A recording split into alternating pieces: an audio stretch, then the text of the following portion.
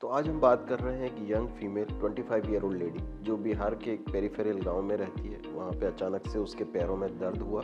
दर्द चलने के साथ बढ़ जाता था, बैठने पर थोड़ा आराम हो रहा था। कुछ दिनों में दर्द बढ़ने के साथ साथ पैरों की उंगलियों में कालापन आने लगा। लोकल ट्रीटमेंट लिया उनने वहां पर, लेकिन बिल्कुल भी आराम नहीं हो रहा था। रादर तकलीफ उनकी बढ़ती जा रही थी। उनके रिलेटिव भोपाल में थे, उनने यहाँ बुलाया उनको। वो हमारे पास आए तो हमने देखा कि उनका दोनों पैर, अगर हम हाथों से कंपेयर करें तो पैर थोड़े से ठंडे लग रहे थे और पैरों की उंगलियों में कालापन आने लग गया था। ये स्थिति कॉमनली बनती है जब पैरों को ब्लड फ्लो ठीक से नहीं मिल रहा है, यानी पैर को सप्लाई करने वाली नसों में, आर्टरीज में कहीं पे ब्लॉकेज है।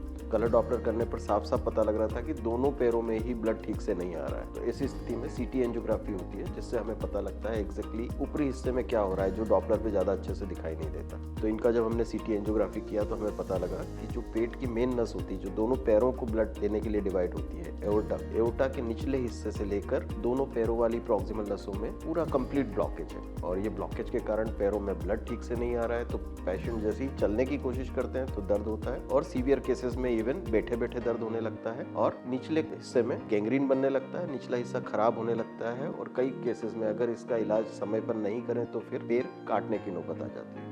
तो इस तरह के ब्लॉकेजेस में ट्रीटमेंट इस पर डिपेंड करता है कि ये समस्या कितने समय से, जो एक्यूट केसेस होते हैं, जब एक्यूट क्लॉट्स के कारण ब्लॉकेजेस हैं, तो हमारी कोशिश होती है हम उन क्लॉट्स को निकाल के बाहर कर दें। यही चीजें अगर ये कुछ महीनों से या सालों से चल रही है, ब्लॉकेजेस धीरे धीरे करके बने हैं, उन केसेस में ब्लॉकेजेस को खोलकर या तो हम बलून एंजियोप्लास्टी के द्वारा उनको खोलते हैं और फिर वहां पे स्टेंट लगाते हैं, जिससे कि वो ब्लॉकेजेस खुले रहे। तो हमारे पेशेंट में this was acute problem, young patient में, और कोई कारण नहीं था। वहाँ पे क्लॉट बने थे, एक्यूट क्लॉट्स के कारण पूरा लॉन्ग सेगमेंट ब्लॉकेज था। तो इसमें हमने दोनों ही तरफ से एक्सेस लिया। इसमें हम कोई सर्जरी, मेजर सर्जरी नहीं करते, कोई कट नहीं लगाते। लोकल एनेस्थीसिया में बारीक सुई लगाते हैं शून्य करने के लिए ग्रॉइन एरिया में, और वहां से वायर्स कैथेटर्स लेके जाते हैं, और ऊपरी हिस्से में जहाँ पे ब्लॉकेजेस थे एओर्टा में और आइलियक आर्टरीज में, उनको हम स्पेशली डिजाइंड एस्पिरेशन कैथेटर्स आते हैं, जो कि हमको उस क्लॉट को पूरा सक आउट करने में हेल्प करते हैं। तो हमने दोनों तरफ से जाके क्लॉट्स को पूरी तरह से सक करके, एस्पिरेट करके पूरी तरह से क्लॉट को बाहर निकाला और फिर से ब्लड फ्लो को अच्छे से शुरू कर दिया। तो ये प्रोसीजर मुश्किल से 1 घंटे का प्रोसीजर था। उसके बाद पेशेंट को हमने